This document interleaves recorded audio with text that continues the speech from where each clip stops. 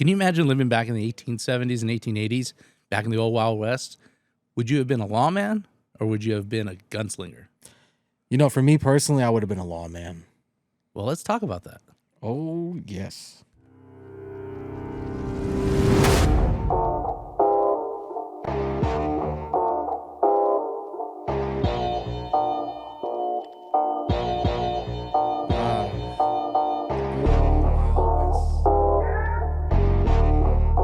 Good old Wild West. How are you, Rocky?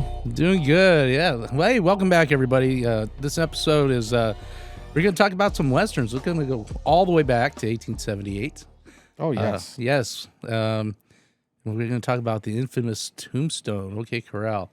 But to put that into context, let's talk about two movies that really came out that's really added controversy to pop culture and just movie cinema classics. Oh, yeah. That's Tombstone and Wyatt Earp. 1 year after the other. I believe. It's actually 6 months. So 6 months? 6 months, It was like that? So Tombstone Damn. was released at Christmas time in 1993. Oh, I thought it was like the spring. No, it was that was Wyatt Earp. So Oh. Tombstone was December of 93, and Wyatt Earp was released in June of 94. Oh, so okay. they were both kind of right around that same time frame. Right. So let me ask you a question, right? So I need you to close your eyes, kind of pretend and fade back, right? Gotcha. So let's assume the year's early 1990, 91, right? And you're an aspiring actor, and actually you've got some good credits on your name, right? And you go into your agent's office, and he goes, "Hey, Damien, I got something for you. Hey, Damien." Yeah. Right.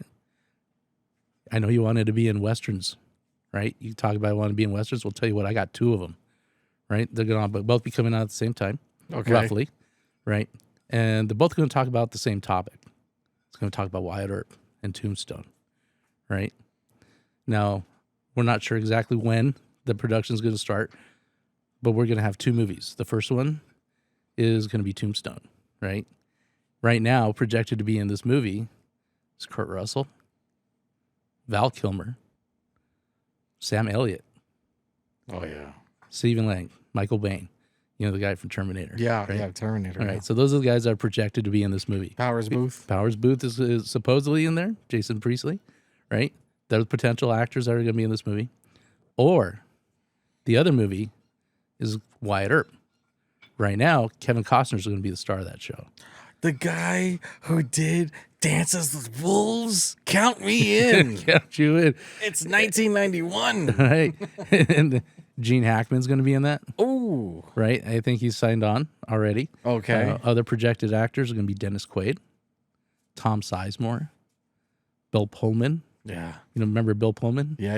Spaceballs. Spaceballs, there you go, man. The president of the United States. Mayor Winningham. I don't think Independence came out by that time. That was afterwards. It was 2 years later. It was 2 years later. Because Independence Day came out in 96. Yeah.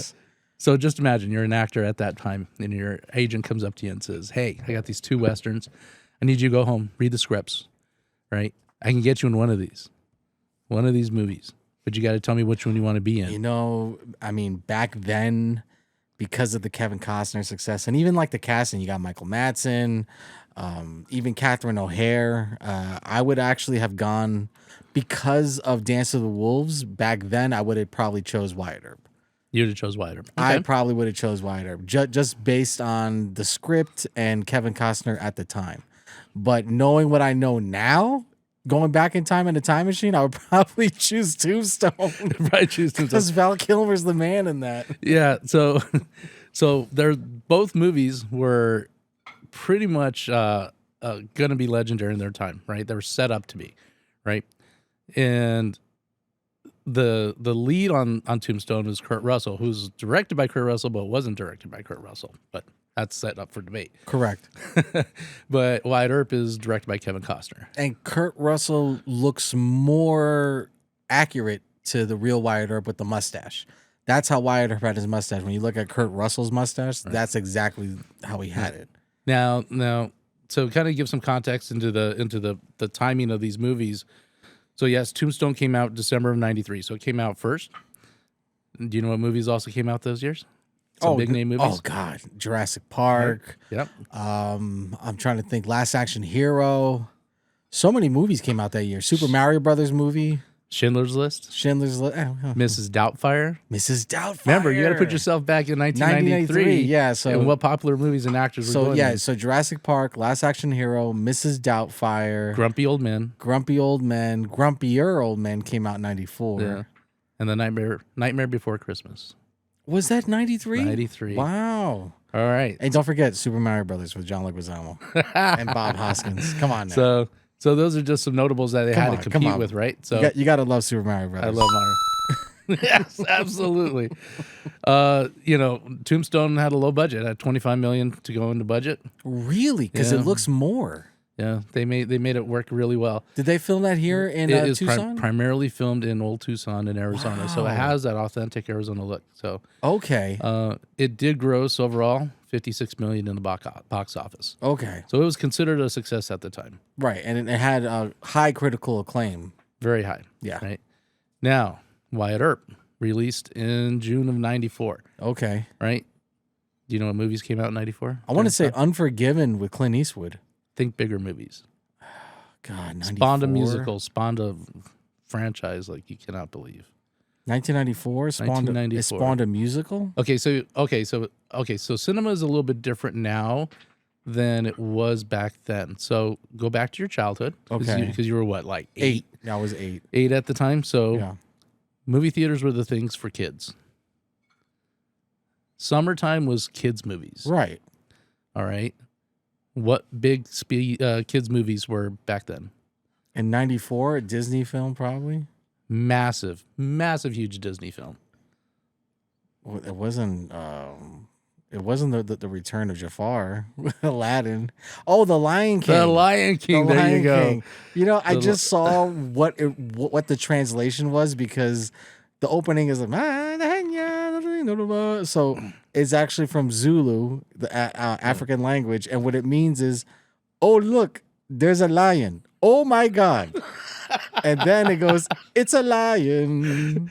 So it's like my childhood was robbed from me. I'm like, that's what it means? Oh, look, there's a lion. Oh my God, it's a lion. Oh, I'm gonna have to fact check you on that. I don't know. Oh no, it's true. It's true. I did some research and the guy who speaks Zulu said it, and he has the African language. He goes, oh, what do you do? You know, like that. I was like, oh, really? Yeah. Lion King came out in '94, summertime. I prefer the cartoon versus the real one. Yeah, the real live action film. Well, that's the death of cinema in Hollywood. Yeah, so. no, Zazu was played by that guy Oliver. I forgot his name, John Oliver, versus Mr. Bean, who did the voice in the cartoon. Oh, okay. What's his name? Rowan Atkinson. Is that his name? Rowan Atkinson. Rowan Atkinson. Yeah, Mr. Bean. You know, he's like Simba. And Robert Guillaume was awesome. Robert Guillaume. Who's that? He was the monkey. Oh, Rafiki. Yeah. And Robert Guillaume was massive in his time back then. So wasn't he in that movie with Morgan Freeman where he's like a principal that takes over a bad school? Lean on Me. Yeah. And he's like, oh, you think you're bad, don't you? Yeah, that was him. But he really was much more popular in his own show, Benson. Yeah, that was an ace thing. So other notable movies that came out in the summer of '94. Speed. With Keanu Reeves. Keanu Reeves. Yep, that's a good one. The Mask. Jim Carrey. Oh, okay. So you want to talk about me being 8 years old and I saw The Mask instead of Lion King. That's the true story. Oh, I had a choice. And I knew that I was going to get the Lion King on VHS anyway, because that's how my sister was. Like, if it was a Disney film, we had to get on VHS. So I was like, oh no, I want to see The Mask because everybody's quoting it in school.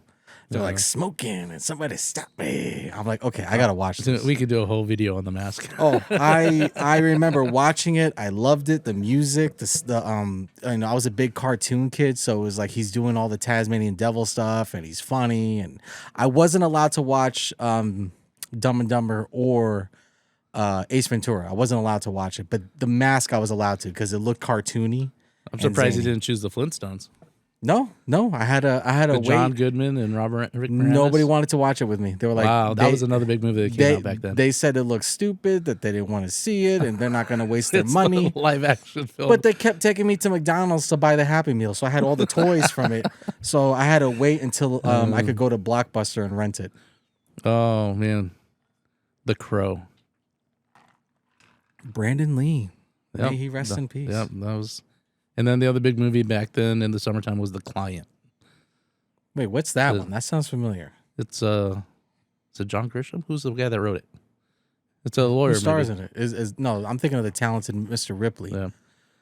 But anyway, those are some of the big movies that came out back then in '94. So, what movie did it compete with? Wyatt Earp. What was Those out were them: The Lion King, Speed, The Mask. on that weekend? During that month. During that month? Yeah. Oh, no wonder why it didn't do well. You know, Wyatt Earp had a budget of $63 million. Oh, it had a bigger one. It had a double the budget. Wow. Yeah. And it was longer. It was longer. It was 3 hours. Yeah. 3 hours and 11 minutes versus 2 hours and 10. Oh. And the sad part is it only grossed $25 million in the box office. It was Bummer. a dud. Now, the reason I enjoyed watching It should have came out in January. I don't know if it was timing. I don't know. Yeah, it was a bad timing. Because it's not a kids movie. So remember, Right. Summertime is kids movies. Well, you know what? It couldn't be released in January because Tombstone still would have been in the theaters. Yeah. So it had no choice but to wait until June, which was a bad mistake. They should have waited until December of '94. Probably October would have been a good time frame. Well, no, if they came out in December, that would have gone against Dumb and Dumber Okay. because Dumb and Dumber came out Christmas in '94. Because I remember when I had the VHS tape of The Mask, it had the trailer for Dumb and Dumber. Yeah. The neat thing that I like about Wyatt Earp was, for me, but that's not true to the movie, is it was filmed primarily in New Mexico. Well, see, Yeah. so you should like it.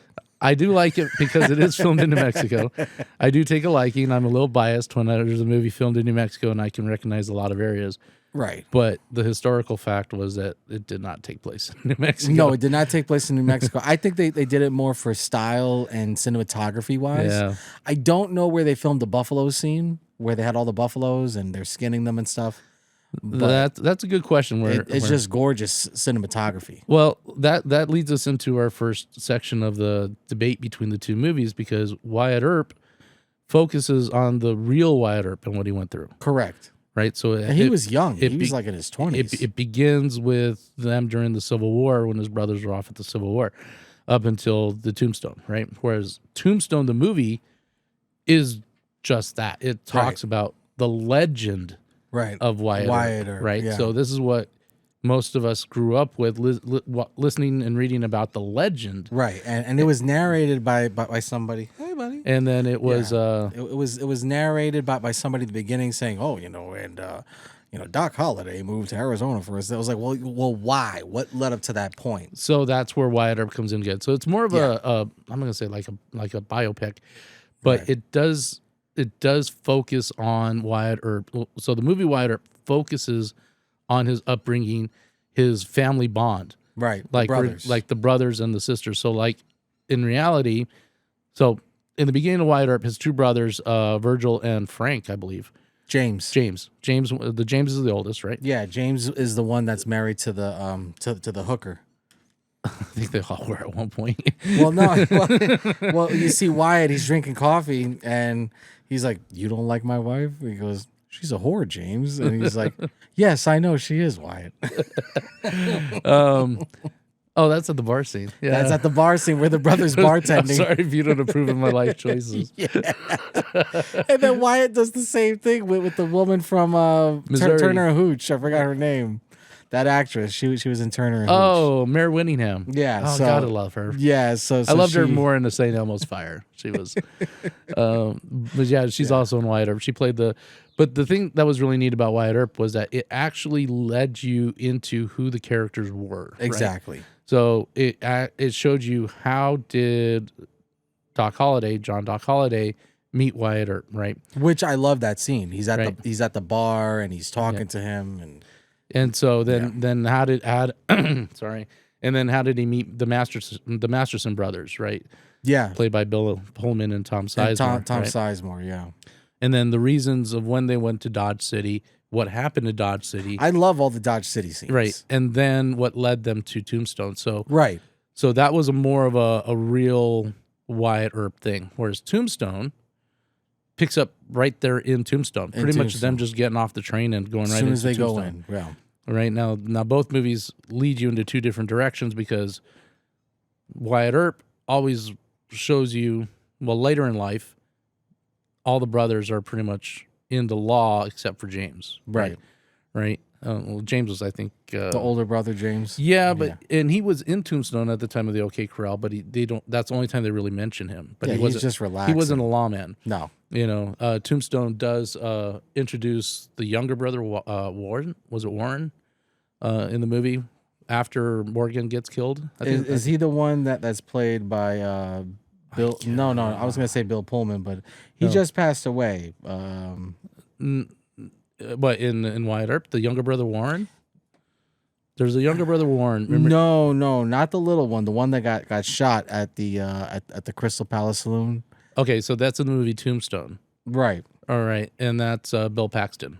Bill Paxton. I was gonna say Bill Pullman. No, but Bill he plays Morgan, but there's a younger brother. Morgan, yeah. There's a younger brother Warren that was actually came from California to Tombstone for the funeral after Morgan was shot and killed, and he helped Wyatt hunt down and track. He was one of the guys that went down and helped Wyatt capture.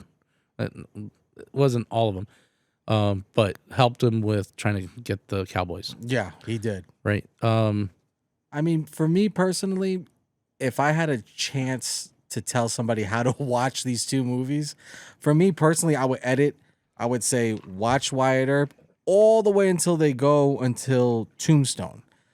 And then once they start going over the books and, they serve the milk and all that, cut it there and then go to Tombstone, the movie. Don't watch any more Wyatt Earp. Yeah, and even both movies got the OK Corral wrong. But I feel... Yeah, I feel that neither one is historically accurate. No, because freaking Doc Holliday is like showing off and shit like that. I'm like, wait a minute, it didn't happen like that. No, it was very quick. It was very fast. It was the whole fight lasted like 30 seconds. Yeah, and the movie's making it look like it was like 5 minutes of them going back and forth and shooting.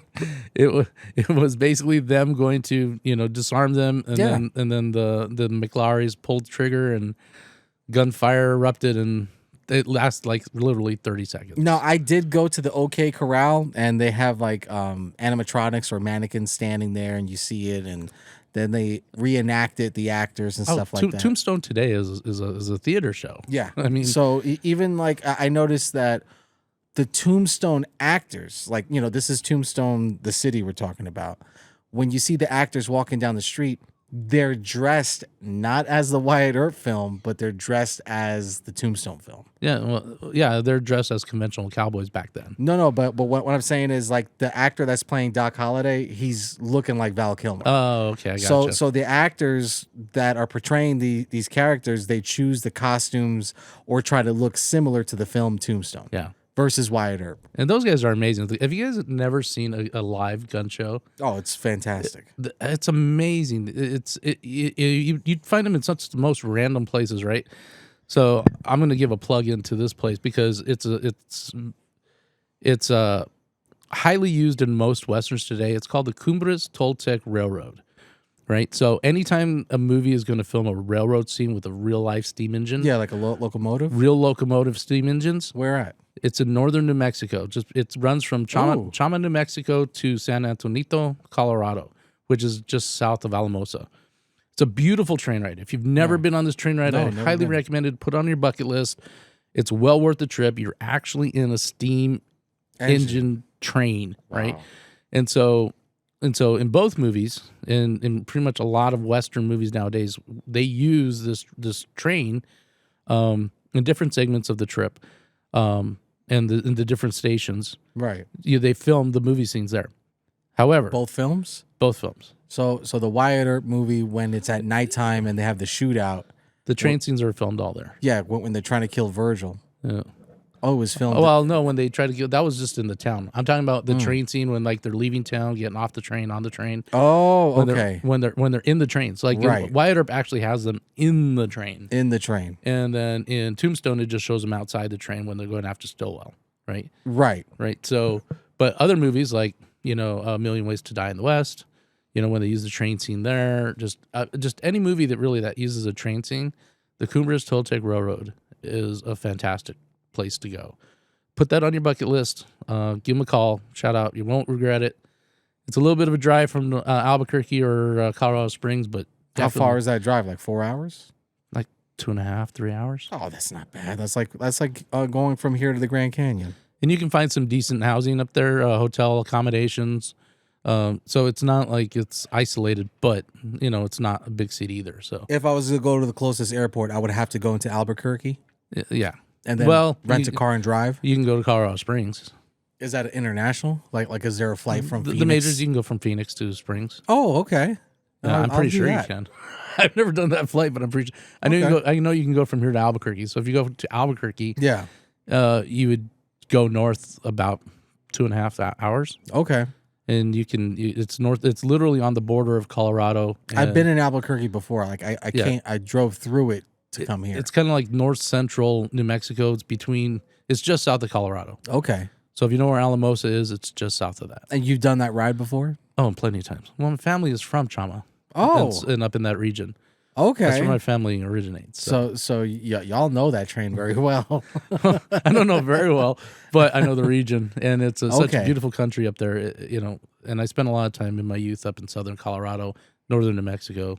But if you want a really good, authentic train rides, and, we could do a whole show on train rides. Well, I have a question.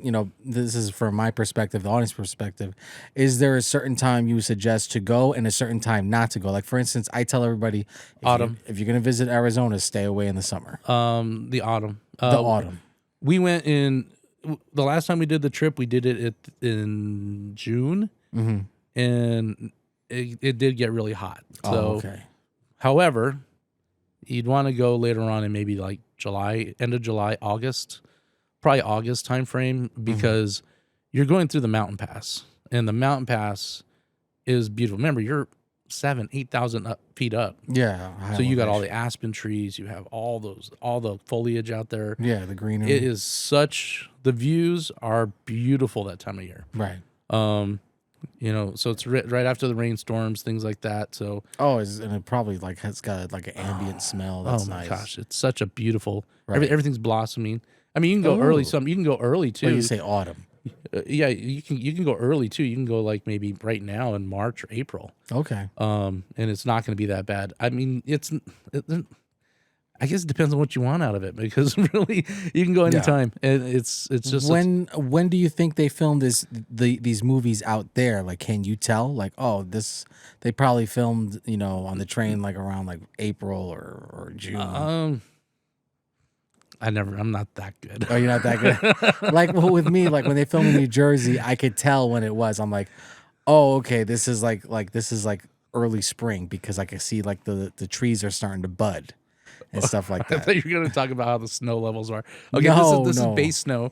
This is not compacted snow. This is ice with snow. No, black ice. Shout out to Jersey. They just got some heavy snow like last week. So shout out to Jersey. Got some?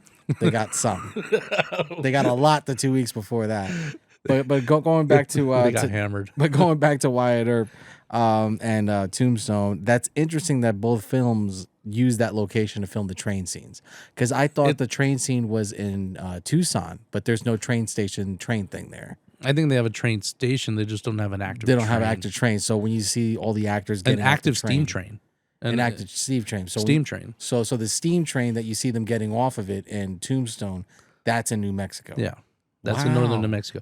I mean, you can there are active stations out there. Like you can go to Williams, Arizona. Yeah, they do have a steam engine train, but it's not like authentic to Old West. Right.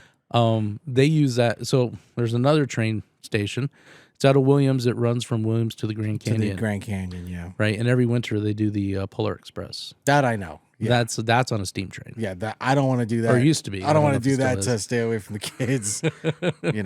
But otherwise, they do have just a pretty modern standard trains now, and that's another beautiful ride if you want to, do that trip from Williams to Grand Canyon. So, but going back to Tombstone, like the one thing I do like that they did was that they showed the Birdcage Theater.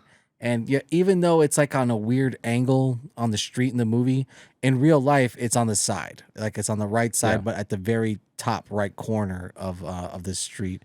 But the layout is similar to the real one of the Birdcage Theater. They let you in it. Yeah, you could go inside the Birdcage Theater. A lot of times they've been blocking that off. So, at least the last time I was there, that was closed. No, I went. Yeah. I went twice. No, you probably went when they were doing the ghost tour or something. I'm not sure because they I just knew it was inside the building was closed. No, it might have been for renovations or something. Oh, okay. Because when you go at certain times, they close it because they're doing tours inside. So they close the doors, and when they're done with the tours, they open up the doors again. That might have been it. Yeah, because when we went, we were only there for like maybe 2-3 hours. Yeah, no, we didn't stay the night. Yeah, because they do tours inside, so they close the doors and they go inside, and then they do a ghost tour, like a seance and type of thing, trying to get ghost activity. I mean, but now they're just reaching. Now they, like, oh, you can smell roses and stuff like that. I'm like, really? Because when I went here in 2019, you weren't doing that. And then I smell the rose thing. I was like, oh, they're using like a Glade thing upstairs or something. So here's another fun one for you. Yeah. Where's the train station? In Tombstone? I think it's Tucson. Like, in order to take the train, you have to go to Tucson on horse. You do.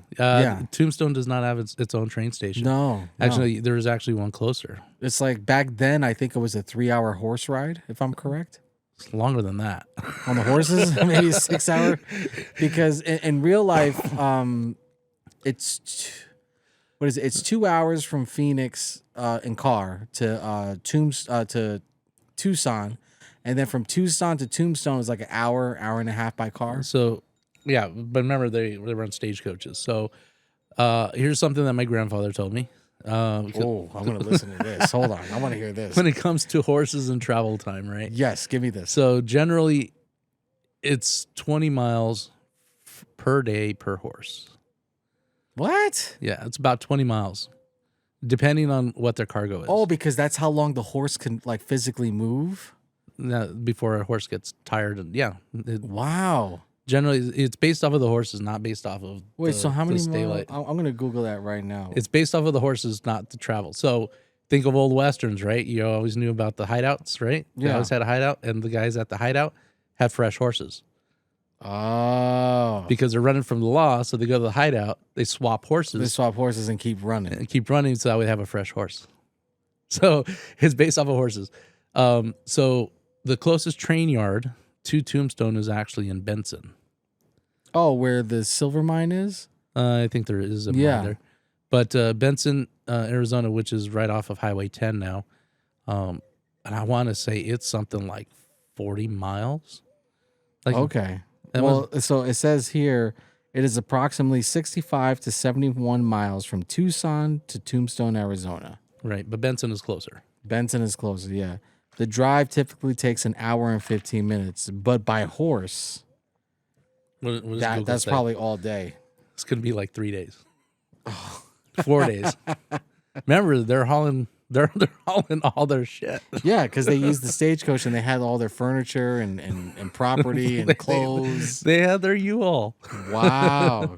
So it's not like it's an easy trip, and the roads are not paved. No, it was all and it's still dangerous. Like to walk even walk there. There's so many critters and venomous creatures. It's the Wild West, man. Yeah, I just thought about that. Vultures, rattlesnakes, coyotes, and they're mountain lions, bobcats. They're just all out there. Not to mention the rustlers and the natives that were wild at the time. So it says here it would typically take 2 to 3 days, assuming an average sustainable speed for long distance travel. From Tombstone to Tucson. Right. Wow. That's by carriage. Now, if you want to do a real life thing, like you and I like go on a horse or something, it's a 4 hour to a full 7 day, 7 hour riding experience. Yeah. That's pretty cool.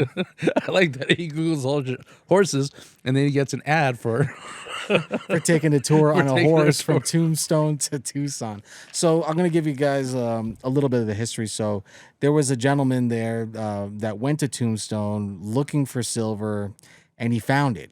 And that's what happened. Tombstone became, that's why they called it a tombstone. Like, oh, the only thing you're going to find out there is your tombstone. That's what they told him. So that's why he named the town Tombstone, because he did find silver and there were several mines. And then what it was is you hear a lot of this in the Wyatt Earp movie. That's what I like more. You kind of see it in the Tombstone movie where Kurt Russell's like, oh, goddamn, you can smell the business and all that. But in the Wyatt Earp movie, it's like, no, we want to like establish this. So I'm going to name this mine after one of the girls. And, you know, they really want it to be businessmen, not lawmen. They just wanted to settle down and make money. Do you want to know why they didn't make money in the silver mine? Because the silver mine like shut down and like it blew up or something. I can't remember. Sort of close. Yeah, it just shut down. They arrived late to the game, right? So they arrived late to the game, and the good mines were already mined. Right, and they were under the assumption that they were going to find something, and and that Tombstone was going to be the next San Francisco. So by the time that the miners kept blasting and digging, what do you think they hit? Some type of natural gas. Sort of. they hit the water table. So it flooded all the mines, and you couldn't go anymore. It flooded everything. So by the time the Earps got there, they got mines and they were able to get some, but they couldn't maximize. They were too late to the game. Yeah, they were shot. And so now you have to figure out, how are we going to make money? Lawmen. So it depends on which movie you watch, right? So in Tombstone, Virgil has the consciousness of like, I have to get back into this because I'm tired of, I'm tired of trying to make money off of people and So Tombstone is the film is interesting because you see Kurt Russell is very adamant. He's like, hey, I told you we're not going to get involved. Like he's really pissed about them going into law work. But the Wyatt Earp movie is just like, okay. It actually picks up the Tombstone scenes start with them as lawmen. Right. So there's time gaps in the Earp movie. Yeah. Right. And that's typical for those big biopics where you show some family or an individual young to middle aged to older. Right. You're going to miss time gaps. And so that was a time gap thing, I thought, in the Earp movie. It was because you see that, some of them are clean shaven, and then by the time they get to a next scene, they already have full mustaches. Yeah. So like time has gone by. So and that's the differences between the movies. So once again, going back to the comparisons of the two. Right. I think to best answer this to people, I think both movies are good in their own way. They are. But they're two totally separate movies talking about the same subject matter. Right. Right. So if you want a really good production of a biopic, the history of Wyatt Earp, the movie Wyatt Earp does that. I agree. Because I think Kevin Costner and even the reviews show that people are praising his performance as Wyatt Earp. Yeah. But you're actually seeing Wyatt Earp the way he was in real life, right? So, for example, no one really cares the fact that he was a drunk. He lost his first wife. I didn't know any of that. And then he was a thief. A horse thief. He was a horse As thief. Gene Hackman said, horse thief. He was a horse thief and stealing someone's horse. Yeah. It was a bad thing back then. It was a hangable offense. Yeah, they hang you. And he made him run out of town, never come back to Arkansas. Great acting in that scene. Great acting. Even like the thunderstorm, the lighting. I was like, that is a good. It was a well-produced movie. It was. It has its niche in cinema, right? But that's where the Wyatt Earp movie is. So there's a lot of things about Wyatt Earp that I don't think people related to. Not only because Tombstone came out first, but because Tombstone depicts the legend of Wyatt Earp. Right? Yeah, the myth, the legend. So anyone growing up, I can tell you, when I was growing up in the 80s, when you heard about Wyatt Earp, you only heard the legend. Right. So play that clip. This is the West, sir. When the legend becomes fact, print the legend. And that's what you have with Tombstone right there. Right? So that's what people read. That's what people hear. That's what people know. That's what people know. That's why people gravitated more to Tombstone than they did Wyatt Earp. Right, because you see him, shooting and, acting in it versus Wyatt Earp is like, no, this is how he got to that point. Right. So, and then two, you also got to take into consideration that Tombstone was a traditional movie at being 2 hours long. Right. Right. 2.5 hour, 3 hour long movies. I mean, those are very rare. Those are like Casablanca. Yeah. That's like Godfather too. Grapes of Wrath. Yeah. Godfather. That and you're talking early 90s. Not many movies. No. I think the only one prior to that. Now it's kind of like that. But let's see. Godfather came out. Godfather 2 came out. Goodfellas wasn't even that long. No, Godfather 2 came out in 1974. That was a long movie, but even when you watch it, it'll have it'll say intermission. Yeah. So they had to take an intermission. That's how long it was. Yeah. So you get up, go to the bathroom, get your popcorn. I think the only other movie during that time, and I can't remember exactly what year, if it came out before or after, that was also close to 3 hours, was Far and Away. Maybe. Tom Cruise, Nicole Kidman. Yeah. I want to say that one was right around the same time frame. Wait, how many movies does it do? Because I'm thinking of Eyes Wide Shut. Who, Tom Cruise? It's Nicole Kidman. I'm like, wait, Nicole Kidman? I'm like, wait, no, that's Eyes Wide Shut. That's Days of Thunder. We can go way back to Nicole. Dude, I fell in love with Nicole Kidman back in the 80s. Yeah, that was like me with Eva Longoria. So there was... I fell in love with her like in 2005. My cousins and a lot of people were like, how can you like this? Because she's a redhead, right? You know what? Naturally with freckles. And I'm surprised she wasn't in any of these movies. Nicole Kidman would have been good as one of the Earp's wives. So in '92, Far and Away came out. Yeah, she could have done this movie. She could have been in Wyatt Earp. It could have. Well, it just depends on I'm surprised on filming and stuff like that. Well, she wasn't a big name at the time, right? Yeah, but I'm still surprised she wasn't one of the Earp girls. So that surprised me. Oh, that's such a great line with Kevin Costner, and she was like, "Oh, you're so cold," and he's just like, she was like, "Man, why is it always the brothers? Don't the wives get to say?" He's like, "No, you don't." He's like, wives come and go. Wives come and go. I was like, wow, what a great boy, because he lost his wife. Yeah, wives come and go. Brothers are forever. Brothers are forever. Yeah. He was like, that was the importance of the Wyatt Earp movie and Gene Hackman being such a powerful father figure. Yeah, when they're eating dinner and the brothers recovering from the war. It was all about family, all about family, all about family, all about the family, taking care of each other. Everyone else doesn't matter. No, it's just your family. Just your family, and that's all that matters. That still rings true to this day with a lot of Latin families I notice, or immigrant families. Yeah. Not so much people that are in America per se, but it still rings true. Like I can tell you, my grandfather's generation, that was the early 1900s. Yeah, it was all about the brothers, all about the brothers, all about the family. Yeah, I mean, obviously there were other people involved, but really it was about the family. They were so close. Yeah. And so well, and they did everything. Even through my parents' generation. Like I told you the story about how I grew up, right? Right. So my grandparents lived in Old Town Albuquerque, and within 2 miles of the house was another relative. No, like 4. my house, my 2 aunts, my uncle, all had houses within 2 miles. Right. My grandmother's brother. Yeah.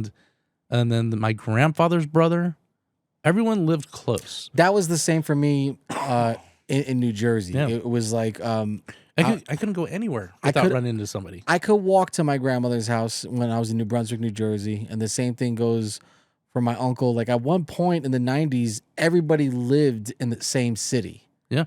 We all lived in the same city, and it was just because that's how we were. You grew up tight because when, excuse my language, but when the shit hits the fan is like, you got to go to your family. It's like, hey, so-and-so's in the hospital. Can you watch the kids? You know, like family is more than, And I think that's kind of one of, and we can talk about this later on in another episode, that you see more of that in the Wyatt Earp film with the family and the brothers versus Tombstone. Yeah, well, Tombstone, so here's the difference between the two movies. So in the Wyatt Earp, once again, it does talk about James, the older brother, and Warren. So, whereas Tombstone only mentions Virgil and Morgan. Yeah, those are the two main that they talk about. Right, but there's a lot more, right? So, of the family. Yeah, and that's the one thing I like about Wyatt Earp. It shows more of the family. Right. So, once again, going back to what you want out of the movie. Like so, Right. but Tombstone was more entertaining. It was fast paced. It was entertaining. It didn't really show you the true grudge between why the Cowboys were against the Earps, whereas Wyatt Earp movie did. They did show it. Yeah. And it was really more about the court thing where it all started. Case, The court case where it started with I don't know if it was a train robbery or the it was stagecoach. It was a stagecoach robbery, Right? And they were blaming. I think it was Wells Fargo, and the main witness was Ike Clanton. Right? the dickhead, and so originally he said something like, "Oh yeah, I'll testify," blah blah blah, and then he found out later on that he was going to have to testify in court. Yeah, and he's going to have to name. He's going to have to name members of his posse. Yeah. So he bailed on it, so nothing came of it, and that's when they tried to spin it and said, "Oh, Doc Holliday was part of that." Yeah, because Doc followed. He was dying of tuberculosis, but he went to Tombstone because Wyatt was there.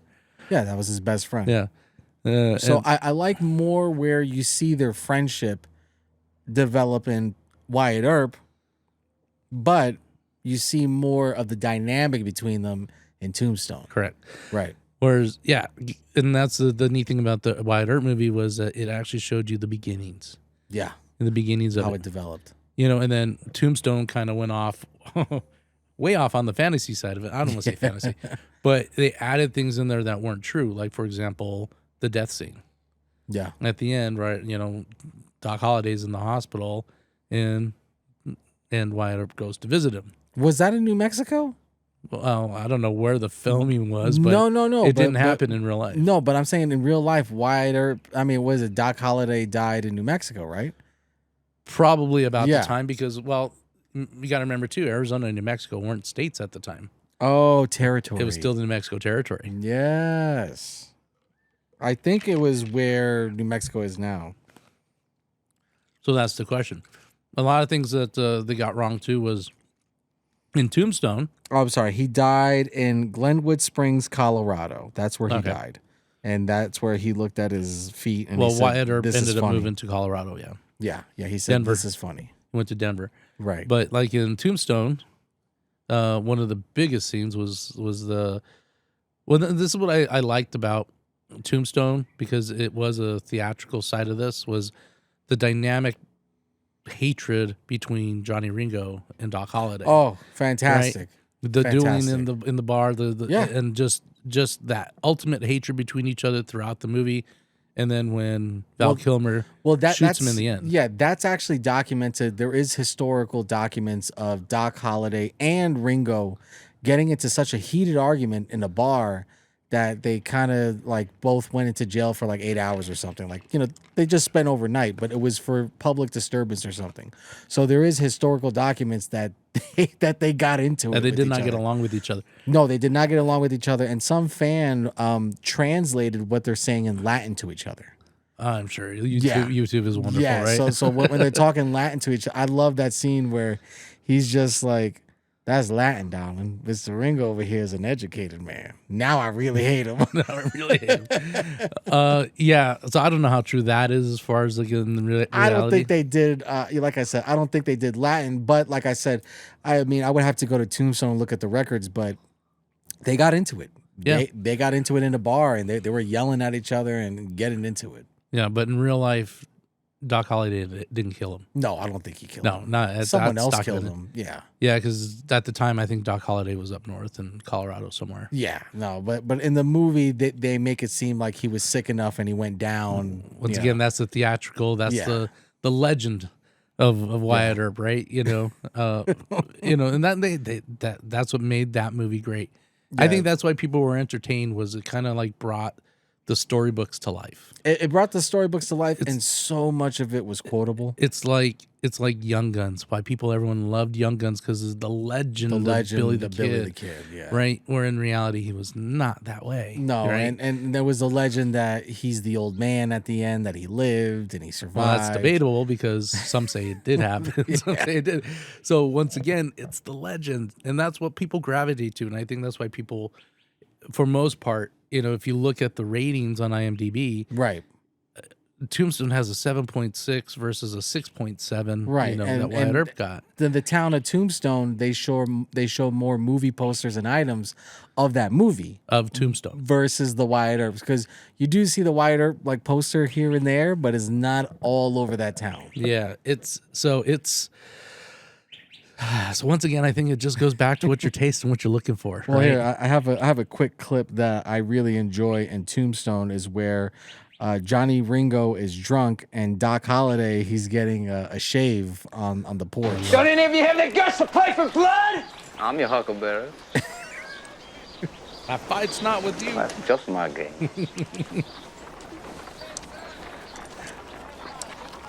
He's just looking at him. Yeah. Classic scene, epic scene. All right, Lunger, Longer. you go to hell. Powers, I'll put you out of your Powers misery. Booth is watching. Say when. Johnny, go! Get off! Get off! Don't mind him. He's just drunk, that's all. Now, I used to quote that with my Uncle Blake and two of my coworkers in New Jersey. Don't mind him. He's just drunk. That's all. 'Cause Doc Holliday is about to shoot his ass. Yeah, it's just Michael Biehn, great actor, Terminator and Aliens. And Val Kilmer, he said that when he was preparing for the role, he went to a speech dialect guy. And he's like, this guy's from Georgia, but like, Savannah, can you find me a thing? He goes, oh, I got the perfect thing. So he played back an audio recording of a professor that was doing a lecture, and then Val mimicked him. So that voice that you hear, that's what he's mimicking. so by pop culture and popular demand, we'll do the character comparisons, and when it comes to Doc Holliday, most people enjoy the Val Kilmer version Right. much more than the Dennis Quaid version. I like Dennis Quaid's acting because it's not so silly, it's more serious. It's more true to the real Doc Holliday. It's more true to the Doc Holliday. Like you see, like he's an asshole, he's a drunk. Well, he's not a gunslinger. He's not a gunslinger. He's a dentist. He's a dentist who's that- dying of tuberculosis. That just doesn't care anymore. He doesn't care. That's why he drinks himself to death. Well, there's a funny scene where you see where Wyatt falls in love with the actress. I forgot her name. Josephine, I think her name is. Character, yeah, Josephine. Josephine, and he sees her in the stage play, but a whole bunch of gunfire happens outside. They start shooting in. People are screaming. But if you really slow down the scene and you look, you see Doc Holliday just sitting still playing cards. Yeah. Like it's not bothering him. No, He doesn't care. Actually, one of the longest I poker think, games. I think he wanted to die. Yeah, I think one of the longest poker games in history is in Tombstone, and Doc Holliday was a part of it. I forgot it was like 8 days or 18 days. I forgot how long Yeah, it was. he was just trying to die without killing himself. Yeah, and he also felt that coming to Arizona would help his lungs a little better because it's a drier climate Yeah. versus breathing. Well, in that's the the way it was humid back air. then. Yeah. That's why a lot of people came. The Southwest was notorious at the time. That's why the Southwest grew in population. Right. Was because if you had tuberculosis and you lived back east somewhere, they told you move to a warmer climate. Right. To live Move a to little the longer. Southwest. Right. That would help you with your I tuberculosis. think Doc got it because of his job. I think He was a because- dentist, yeah. Because if he's a dentist, he inhaled it or something like that. Yeah, I mean, there was no Right. really good health and safety procedures. So you back then. want to talk about historical accuracies? The one thing in Wyatt Earp that is very inaccurate is when Big Nose Kate is trying to kill him, and her nose is bloody, and he pulls out a little knife, and he's about to stab her. Mm-hmm. That's all for entertainment. That didn't happen. He never hit her. That they never had an altercation like Well, that. Tombstone doesn't show that either. She No. just was like being a So grave digger. So it's interesting. I'm in between with the actresses for Big Nose Kate, because Big Nose Kate was Hungarian, and this woman looks more European. I just don't like the way she looks. What, but- in Wyatt Earp? Wyatt Earp, but That was Isabella Rossellini. right. But I do really like the actress from Tombstone. And She came off as a more of a an Italian girl. yeah, Because not she is Hungarian. she is Italian, but Yeah, that's how. Yeah, I want to say she was in the Captain America movie, the early '90s. I think that was her. who in Tombstone? No, from Wyatt Earp. No, the woman from Tombstone was in Isabella Mark- Rossellini, where most people would know her Yeah. from now, is if you watched the new movie. Oh, not the movie. It's about the priesthood, the covenant. The Covenant. Yeah. Yeah. She's in Yeah, that. she's in that. And Right. but in Tombstone, Josephine. No, it wasn't Josephine. No. In Tombstone is played by the actress that was in No, but the character Marked was for Death Yeah, but it wasn't. with Steven Seagal. No, but it wasn't. Big Nose Kate. It wasn't Big Nose Kate. It was Joanna Pacula. Mm. That's who it was in Tombstone. In Tombstone, yeah. So she was in a movie called Marked for Death with Steven Seagal, and she played like the person. The kiss. Yeah, Leslie. Yeah. Yeah. So she's teaching Steven Seagal all about like the voodoo and stuff like that. But going back to Big Nose Kate, in my opinion, looks wise and acting wise, I go with Tombstone. That's mine. Yeah, I'll agree with you there. I mean, I do like Isabella Rossellini. However, I don't think they portrayed her correctly. Right. So All right. So that a Tombstone for you with a Big yeah, Nose Kate? I'll go with Kate on that. So, All right. so we did Val Kilmer. Now, one that Val I think is just classic. I think is going to be this is Sam Elliott just blew it out of the Oh park. yeah. As Virgil. Yeah, I mean, as much as I love Michael Madsen, Sonny Black, and also in Kill Bill, great actor. But for Virgil, man, like Sam Elliott just nails it. So it's a big Ass B, yeah, we're doing a patio show and I've got all these crazy bugs flying in. yeah. That's not a bee, it's like a beagle, something like that. I don't know what it is. You ain't gonna bite us. Let the dog get him. But I guess we should have talked about Wyatt Earp first, because Sam Elliott just has been blowing it out of the park. He's just a phenomenal actor. I world's loved him. gonna lose. I loved him in The Big Lebowski. Oh my God! Just you can name any movie with him, Roadhouse, and yeah. God, But he was his best friend. He was Patrick Swayze's best friend. I mean, That's right. We were soldiers, and I first saw him in that movie with Cher, Mask. well, he's the Marlboro Man. He's the original Marlboro Man. Well, I mean, for me, that's Don Johnson.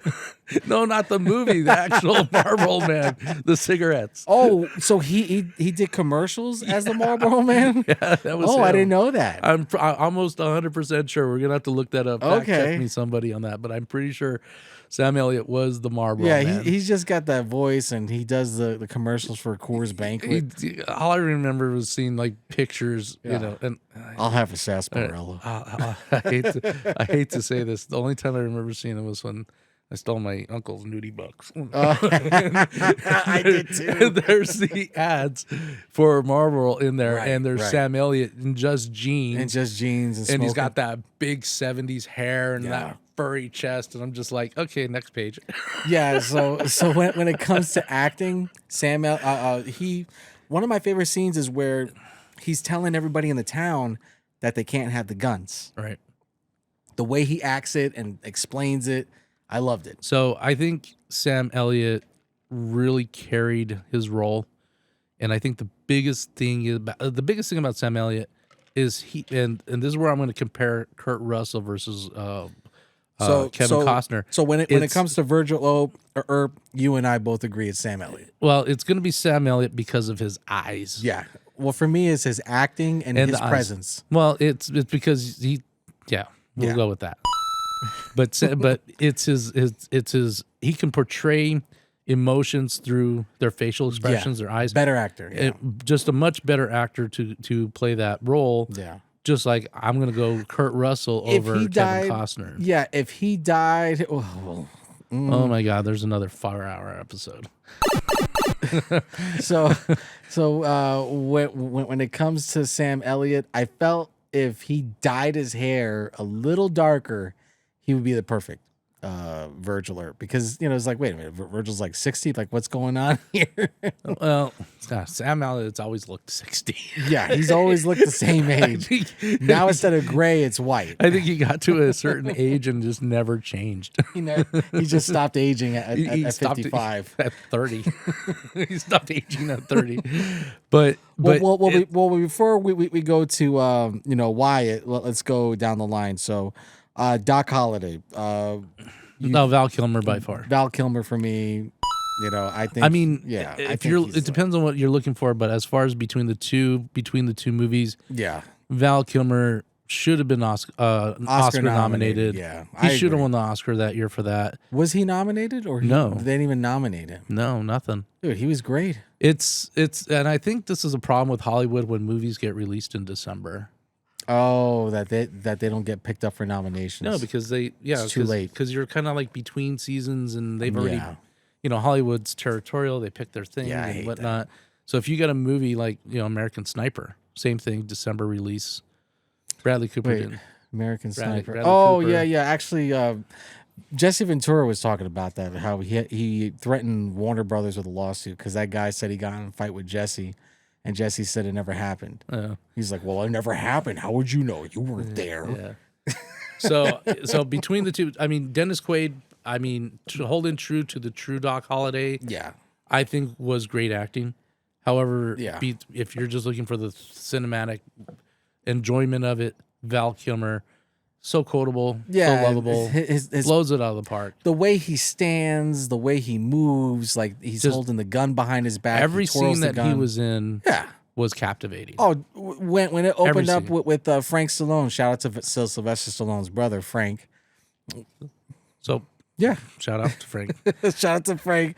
But that scene where he's just like, he goes, that's like, I forgot what he's complaining about, him winning too much. He was calling him a cheat. Yeah, and he put his guns on the table. He was like, there, now we could be friends again. Now we can be friends. And, he didn't want to hear it. And then he tries to stab him. Do we cross that line? Are we cross? Do we cross? And he ends up stabbing him in the end anyway. Yeah. So it's just like, that scene and every scene Val Kilmer was in just blew it out of the park. When Kate sits on his lap, because again, he's like cheating in the card game. He's like, Kate, you're not wearing a bustle. How slewed. And then he puts down the cards and he wins again. Just fantastic. I got to say, though, my favorite scene with Dennis Quaid as Doc Holliday, where you see the friendship between them that stands out to me in Wyatt Earp, is where you see Wyatt is going to drink again. And he goes up to the bar and stops him. And Doc stops him and he coughs into the shot glass and he puts it down. Yeah. He goes, I'm not going to let you go into the hell abyss without knowing why. Like he's just looking out for his friend. He's like, and he folds his cards. And he spotted that a mile away. Yeah, he folded his cards and everything. He's like, nope. He spotted that. I'm not going to let my friend go to hell. So once again, so that stands out to me for the movie Wyatt Earp that I like. Dennis Quaid is it shows the dynamic of their friendship. Yeah, and when he first meets him, and he's like, "You could do me a favor. You could call me Wyatt, or you could call me Earp, not both." And I was just like, "Wow, dude, great." But when it comes to picking a Doc Holliday, for me, Val Kilmer, and I agree with you. Val Kilmer all the way.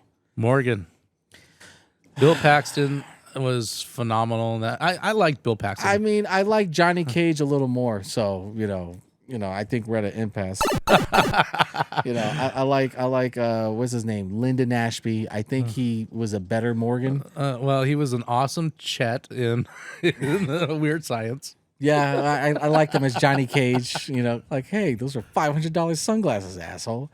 Shout out to what's his name, Carl Urban playing Johnny Cage in upcoming Mortal Kombat 2. So I'm looking forward to that. But me picking a Morgan, I would say Wyatt Earp. I would pick Lyndon Ashby. I think he did a better acting job. Oh, okay. Yeah, it's when he goes into Dodge City, and then when he's inside Tombstone. Didn't he go to like one of the soap operas or something like that? Yeah, and you see he's talking to his woman, and he's trying to defend her, and I was like, okay, this is a little better than Bill Paxton. Bill Paxton is just like, he's having a good time on the set, and it's just showing in the freaking movie. He's like, hey, goddamn, yeah, he's like all happy and shit. Well, yeah, it kind of showed him as that just that younger brother, following the bigger brothers. It reminded me too much of his character in Predator 2. It's just like this happy, goofy guy with the mustache. I'm like, oh gosh. So we're at an impasse. I choose Lyndon Ashby. That's mine. All so right. we're at an impasse. No worries about that. Well, okay, Nicholas Earp. Well, Wyatt Earp takes that one because that's Gene Hackman. So Yeah, it's not in Tombstone at all. no, it's not. So Gene Neither Hackman, is James or Morgan, or not Morgan. Warren, but James is in it. I forgot the name of that actor. David Andrews. Yeah, he's in so many shows and stuff. I've seen him in so many movies. But I liked him as James. I like the scene where has the pea hidden under the walnut shells and he's acting and he's talking to the brother. So for me, James is Wyatt Earp. I mean, James and in the film Wyatt Earp. That's my choice. Because you barely see him in Tombstone anyway. So for me, Wyatt Earp, 94. Yeah. Yeah. Well, we're not going to be able to compare the McMasters. No.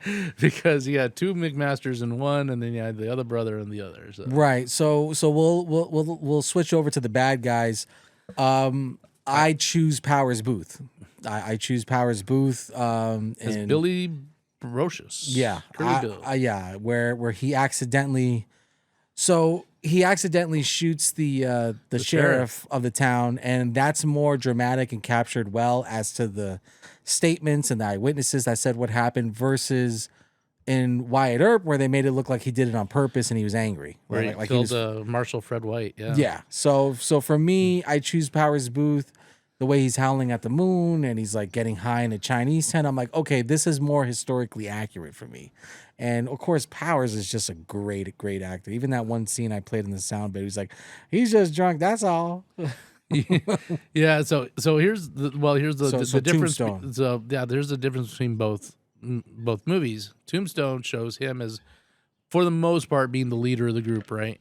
Being dude the in charge, yeah. The dude in charge. And Ringo being second in command, right hand. Whereas in Wyatt Earp, more true to history, there was no leader. No, So, they're all like equal with each other. well, yeah, that and they were scattered around. So it was Right. like a big gang that was just scattered throughout the territory. It was like a postal union. And but then that's the debate as to the murder of Marshal White was right. Was it how did accidental? it was accidental, Or was it some on say purpose? they heard the marshal say, "Oh, it was an accident." Some say no, it was murder. And Right.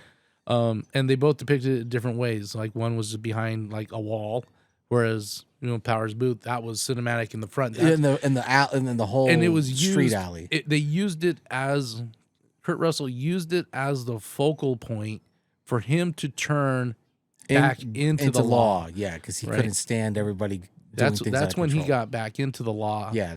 Whereas Wyatt Earp, he's yeah. already doing it. that was the pivotal moment of that scene. So Yeah. Stephen Lang is Ike Clanton. Oh, By 100%. I prefer his Ike Clanton compared to Wyatt Earp. I That was agree. Jeff Fahey. Well, Tombstone. in Wyatt Earp, they showed Ike a lot, but not really. It was just like no, he wasn't as powerful on screen. no, he wasn't. They didn't show his cowardice. They didn't show Yeah. all His the drunkenness. things.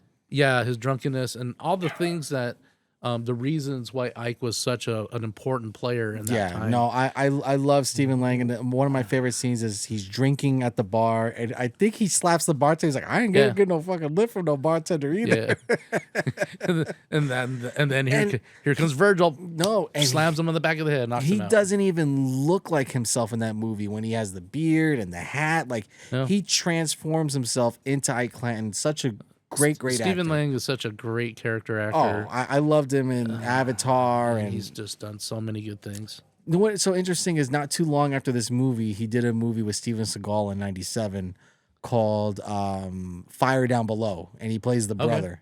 And it's the same thing. He does the accent, and I was like, man, he looks so cool. Like I know him from somewhere. Not realizing, I was like, oh, that's the guy from Tombstone, but he just looks so different. He goes, we didn't need no lawman over here. And it's just he's just done so many good characters over his life. So I gotta, because you and I are poker players, I got a trivia question for you. What was the name of the game that they were playing? that remember that Powers Booth won $500. It was a Pharaoh game. Pharaoh, yes, It was a correct. Pharaoh game. Correct. Do you remember what Doc Holliday said about Pharaoh? He goes, "There's poker and there's Pharaoh." Yeah. Oh God, what was the line that he said? It was something about them winning.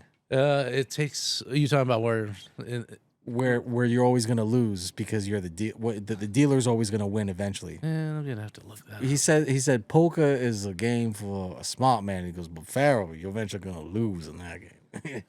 It was something around those lines. That was they showed that in Tombstone when he meets up with the Earps. I tried to learn Pharaoh and how to play it. You know, of course, is like, you know, that's obsolete. Nobody does that. But I was like, man, what was so interesting about them playing the game in the saloons back then? You know.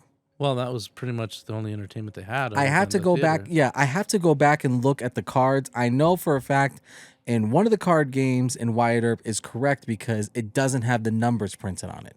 It just, you see, like for instance, if there's 4 clubs, then there's 4 clubs, but there's no number 4 in the corner.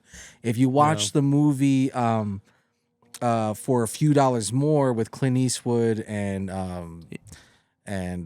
even in like Lee Van Cleef, you see when Clint Eastwood's playing the cards, and they're just the numbers and the they're just the numbers images. is like it's cards in 1960. I think. Well, I don't know exactly when it came out, and I just remember in the movie Maverick that was criticized because In 94, I think that was 94. yeah, we're because talking they about used 94. not authentic cards. They used modern day cards. Modern day cards, yeah. You know, like something you just bought at Walgreens. Yeah, it's just like they didn't have that in the 1800s. They didn't have authentic cards and they were big. They weren't small. Right. Like the modern day game cards are They're tiny. smaller, yeah. Back then, I think they were a little bit bigger. I think They were bigger and fatter, and also you see, I'm pretty sure in both films they're somewhat movie accurate. Yeah. So I think that there's movie flaws everywhere. But as far as the Ike Clanton, Stephen Lang just I agree knocked with it out you. of the park. 100% agree. Yeah. You know, so we'll go with that. And then we can talk about every character, or do you want to go straight to Wyatt? Let me see who else is left. So we have Just the sheriff, Behan. Oh, Behan. Okay, so this is an interesting one. So looks wise, I like the style and the look of the actor in Tombstone, with the Boulder Derby hat and the suit and the cane. I like his style in The Flash. However, acting wise, I prefer the guy from NCIS, Mark Harmon. Yeah, I prefer him. Well, this was way before it was NCIS. Yeah. But And that was before his heroin gray. I prefer his acting and portrayal of the sheriff in Wyatt Earp. His acting is much, much better. Well, I think it was more true to the way he truly was. Because, yes, and how he treated the actress, showing everybody her nude pictures and stuff like that. Well, he was a corrupt man. Yeah, by far. Well, that was the rumors and the documented proof back then. Yeah, he didn't disarm them. He said he disarmed them, but then there's a shootout in OK Corral. They viewed him as more of a paid sheriff. That's where the corruption was. He was bought off by the cowboys. Yeah. You kind of see that in the movie. Again, I'm going to bring up for a few dollars more. You kind of see that when the sheriff let the posse know that Clint Eastwood was trying to collect the bounty. Yeah. And that's when Clint Eastwood took the sheriff badge and he threw it in one of the civilians' hat. He goes, I think you people need a new sheriff. And he takes off with the money. Yeah. So when we talk about Behan, I'll go with Mark Harmon on that one. Just I think he was a little bit more true to the character, and the acting is phenomenal. Mark Harmon's legendary. Well, I like when I'm watching the scene, I was like, oh, like this is a movie, but like he really looks like he's pissed and he can't stand Wyatt Earp. Maybe he didn't like Kevin Costner. I don't know, but it looked authentic. And to he me. had more of a role too, because in that they showed him. Because in real life, Behan did go after Wyatt Earp and try to arrest him. Right. Versus the movie Tombstone, he just looks like, like a clown. It's just like they don't respect him. They don't take him serious. He didn't really have a lot of stage time. Yeah, he was more like the concierge to a hotel. Right. Oh, and this is our town. This is would you like a morning wake up service? And shout out to Billy Zane for showing up in that with a wig. Yeah, he was, but then it also has Jason Priestley in there, and so there was, so both movies had different characters that they introduced, whereas the others didn't. So for you, with you and I, we both agree Behan is better. Mark in Wyatt Harmon Earp. by far. Was Wyatt smart. Earp. All right, we have an agreement. My question to you is now let's go to the love interest. I believe her name is Josephine, the actress, and who was introduced to the world in 2 different ways. in 2 different ways. So you see her as this charismatic, funny person in Tombstone, and they're riding horses, and he kind of slowly falls in love with her. Versus Wyatt Earp, where it kind of shows the realism is just like, you know, you're still with the other woman, and there's like a hotel scene where both women are fighting. I'm like, On damn. the staircase. Yeah, I'm like, damn, Wyatt Earp is like a pimp, man. He got these 2 girls fighting over him. Well, and see, that's what Tombstone doesn't cover. They don't cover that. Is why was he still with Maddie, Yeah. but he wasn't in love with her. Exactly. Versus Wyatt Earp, which depicts that he's all, I'm in love with you, just not that way. Like he was in love with her like a caregiver kind of a way, Right. versus I love you more like my wife, where she Right. wants to be his wife. She wants to be his wife, and she's like, oh, please don't pay me, you know. And that's what led to her addiction and everything that went on. What is it, opioid addiction? It might have been opium at the time. Yeah, opium, and she got it from the Chinese people in the Yeah, movie I think Tombstone. that's where, I think it was opium at the time. Right. So Because remember, they were still working on the railroads back then. yeah, they had the Chinese workers doing that. So- but going back to the film, I would say for the, you know, as much as I like Tombstone and that actress, you know, she did a good Lois Lane voice acting in the Superman cartoon. I'm gonna go with Josephine and Wyatt Earp just because you see more of the love and the dynamic, and she's like a strong character. She's walking alone at night, and she explains how she's not scared. And also at the end, when you see Wyatt Earp is older, you see him older, and she's still with him. Well, yeah, they did. Well, they showed the ending scene to the Wyatt Earp was them later on a cruise, and some kid comes up and says, "Hey, I know you because you saved my uncle." Yeah, and you saved my uncle, Tommy something, right? I Tommy forgot. Two Fingers, Big Nose. Thompson, I don't know what he called him some mafia name. Yeah, and he protected him in the jail cell when there was a lynch mob outside. So And the only thing I could say, Wyatt Earp versus Wyatt Earp, you know, we're gonna get to that part, is that Kevin Costner portrays a Wyatt Earp that you don't want to mess with, or you just see that he has no fear. You kind of see it in Tombstone, where he has the gun in Ike's face, and he's like, he ain't bluffing. He goes, you're smarter than you look, Ike. But for instance, I love the scene in 1994 Wyatt Earp where Kurt Russell is he's in Dodge City. He blows the gun in the air. He says it ends now, and he puts the gun in his stomach. He goes, it looks like your men look up to you. He goes, but you're coming with me and stuff like that. And they all start laughing. They disarm. And then you see it again at the end. He's like, that's when that gang rode in on the horses. yeah, and it was like no guns, and they all Yeah. start laughing at him. But then he puts the shotgun in his stomach, and you also see the toughness in that scene where he saves his uncle. Where he goes, you all may get the jump on me, but which one of you want to die? He goes, we could all go together. And it's just like, wow, that's like a good portrayal. It's just like, yeah, he doesn't give a fuck. Like, he will kill you, but you're gonna come with me. It's just like, do you really want to die? Do you want to die? I was like, oh. Well, I think when it comes to the overall acting aspects of it, Right. so in his portrayal of being the tough guy, I'll go with like half and half because they both added their own thing. I think Kurt Russell definitely expresses emotion deeper Yes. and more connecting with people because once again, it's through that eyes, through that posture, through that whole thing. Right. Like when he's going up against Billy Bob Thornton, right? Oh. He's going up. You're Hold on. damn right, you're scared. Hold on. I'm going to give another one on that. You know- Because Billy Bob Thornton was such an asshole, and he's kind of like heavy set. Yeah. He's like a little fatter back then. Just like, Mister, Go ahead and skin it. You're Come getting on. me really upset, mister. I'm getting really tired of your shit, mister. then He's he all like, I'm really scared. And he's like, damn right, you're scared.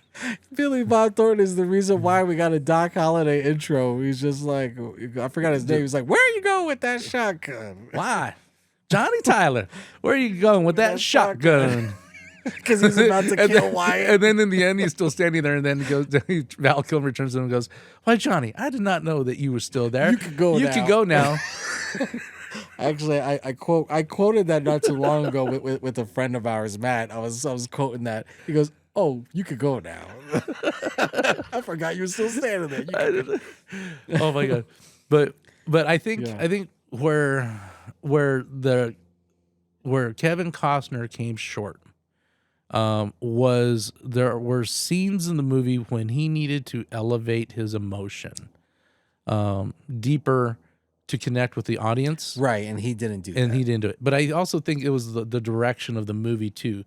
And the one I'm going to point to is the Morgan death scene.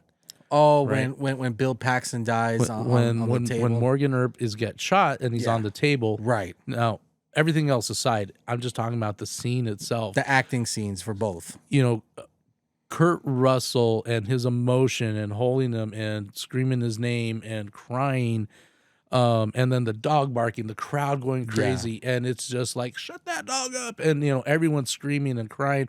The wives walk in, and and then he's just dying, and he goes, and Bill Paxton's like, hey, remember when I told you that you'd see a light at the end? I don't see it. I don't see anything. Yeah, and then in the end, and then when Morgan dies, you could just see that emotion in his face. He's got blood on his hands. Yeah. And then that's when he's going out and into the street, and it's raining, and they're trying to comfort him, and he's like, just leave me alone. And he's just and then just the direction of that scene and what Kurt Russell did versus Costner was phenomenal. Yeah, Costner was a little more stoic. It was very it was humdrum. It was very dry. Yeah, it was. It was like, and this is and Morgan, or your guy Lyndon, was just laying there. He wasn't twitching. He wasn't doing. He was just because he was paralyzed. He was no sweat on his face. I mean, I'm just saying it was a different scene. It wasn't as captivating of a scene as it should have. So been. I agree with you on the scene. Tombstone is a better scene portrayal of what happens to the brother. So I agree with you on that. I agree with you on the scene. So you and I we both agreed on Josephine that it's a little better in Wyatt Earp. How do you feel about the wives being portrayed? Do you think it's a better job? I think it's a little bit of a better job in Wyatt Earp because you see more of them. Well, you can see in Wyatt Earp, you can see the wives having more of an interaction with the husbands. Yeah, Tombstone, I feel that they're getting treated. They were just there. They were just there, and they're treated like 90s girlfriends. Like, hey, let's have some drinks. They weren't. In Tombstone, they weren't actually as influential or important, to the scenes, right, as they should have been. I mean, they had their little moments here and there. Shout out to the late great Catherine O'Hare. She was. She did a good acting job in it, and she was the one going up against Kevin Costner the whole time. Yeah, she told him, she goes, "Damn you for being such a cold person," and So as far as the wives go, it's going to have to go with Wyatt Earp because it agreed. It definitely introduced them and showed why they were so important to the brothers. Yes, and then their take on the whole thing. We didn't want to move out here. We were comfortable. We wanted to start a family over here. They were happy in Dodge City. And then just everything, and then trying to comfort Maddie, but yet knowing that he didn't want her, Yeah, no, he didn't. And then I think it was Tombstone when you see that he sees Josephine, he sees her coming out of the stagecoach, and that's when like the thunderbolt hits him. But with Wyatt Earp, you see it slowly developing. Like he sees her. Well, he first saw her in Missouri. Yeah, he saw her on the stage coach, and like her hair like comes out from under the hat and stuff like that. Well, in Wyatt Earp, he first saw her on the show in Missouri, right? With the shootout that happened, right? And then in Tombstone, she steps off the stagecoach, right? And that So I think Wyatt Earp portrays a little more of their love and their dynamic, and it seems more true and authentic in Wyatt Earp. Again, both of them are really close to a tie, but I lean more towards Wyatt Earp for their love. For their love aspect of it. For the love aspect. But the overall between the two, if I'm going to have to choose a Wyatt Earp, purely for the entertainment aspect of it, I'm going with the legend. I'm going with Kurt Russell. For me, unfortunately, I have to go with Costner. And I mean, there's just a scene that really sticks out to me where you see he's trying to teach Bill Pullman and Tom Sizemore, the Masterson brothers. Yeah. He's teaching them law enforcement. And he's like, I'm going to have to ask it, this pistol and all that. And then all of a sudden, he comes up and snaps. He comes out of nowhere and just like gun butts him in the back. You can't talk him to death. Yeah. No, you can't talk. He's like, you talk too much, Ed. You're too affable. Yeah, and then he pulls out a pea shooter in the guy's hand. He's like, you see this? He goes, oh, I didn't see that. I go, oh, maybe it just fell out. He goes, maybe. He's just like, maybe this is not at the right line of work for you, Ed. Yeah. And then even when Ed gets shot, he goes like bad.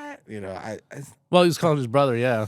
I mean, one of my favorite scenes is I'm going to play it for you now. Is I laugh at this because, I mean, maybe you can understand from one Latin brother to another is that there are some guys when they drink they act a certain way, and I feel like this actor that was behind, that was buying drinks at the bar, and he's like, drink, like I'm like. I know a lot of people in my family that are like this, and I just think Kurt Russell did a good job with it. Like, where he's all, I want coffee? Yeah, I'll play it right now. Wait a second, mister. Link Borland's buying, so drink up. Thanks, but I got some coffee coming. I don't do well on whiskey. If you'd pay for my coffee, I'd be much obliged. Drink! Mister, I've been in a real bad mood for a couple of years, so why don't you leave me alone? That's when he pulled out the gun faster. And I don't know why. I always laugh at that scene. I always enjoyed that scene where he's just like, drink. And he's like, take your gun off and go away, Yeah. But there's something about Kurt Russell that is really good in Tombstone, but there's something about Costner that just makes me believe more of Wyatt Earp. So unfortunately, we don't agree. But I have to choose Costner. Well, I'm going with the legend because that's I'm going with the truth. I'm going with it's not easy being a lawman, and you see how he was a Skinner and doing the Buffalo, and I you know what? It's just like I would say maybe like 20 years ago I would agree with you, but as I started to watch this movie now, older as an adult, and I see things differently, I'm like, I got to choose Costner. I don't know. I choose Costner as a Wyatt Earp. Well, I went with the legend because that's what I'm not going to say it's the most popular. It's just the more entertaining of the two. You know what? Because they both have their own flair. It would be a tie for me, but it's just certain scenes that stand out that, there's one part with Costner that it just looks so silly where he holds the rifle in his hand. He's like, tell him I'm coming. I'm like, oh god. Oh, the Kurt Russell. Yeah. Kurt Russell's just like he shoots. They're at the train yard and he shoots go and tell him, "Death is coming with me." Yeah. It just looks so silly. So silly. I'm like, that was all dramatic effect. Yeah, but I'm like, you don't see that with Costner. Costner's more serious, and he goes inside one part. He goes in the saloon, like how you see him become a lawman. He goes in the saloon and stops the guy, and the real Wyatt. I mean, you want to talk about the legend? The real Wyatt Earp did referee boxing matches.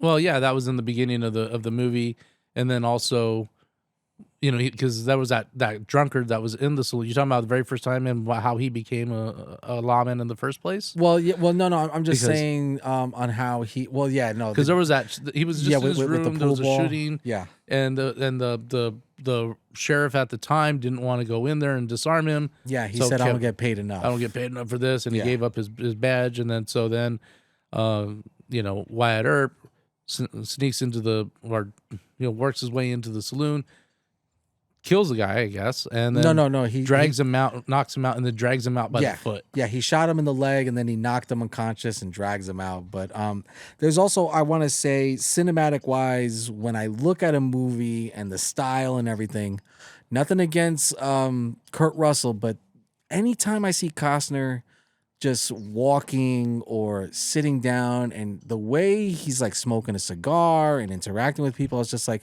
okay, if I had to choose a real person to be with me on my side, like which character can I pull out from the television?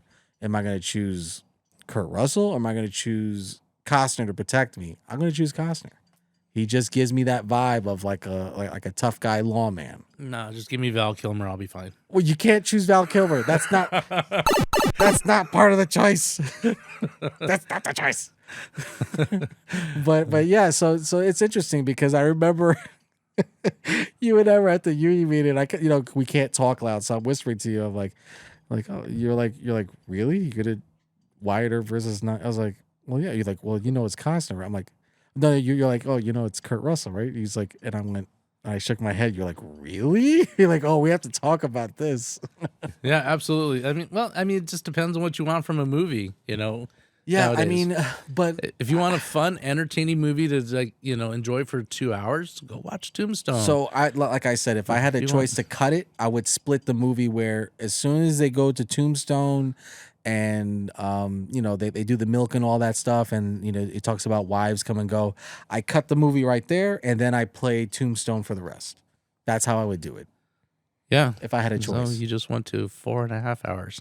No, but because there's something about Wyatt Earp that I really enjoy. That's a good background movie. You could, Well, it's a great biopic of who he really was. I mean, and just the angles he chose, and there's some similarities to Dances with Wolves with the buffalo and stuff like that. I'm like, I don't know.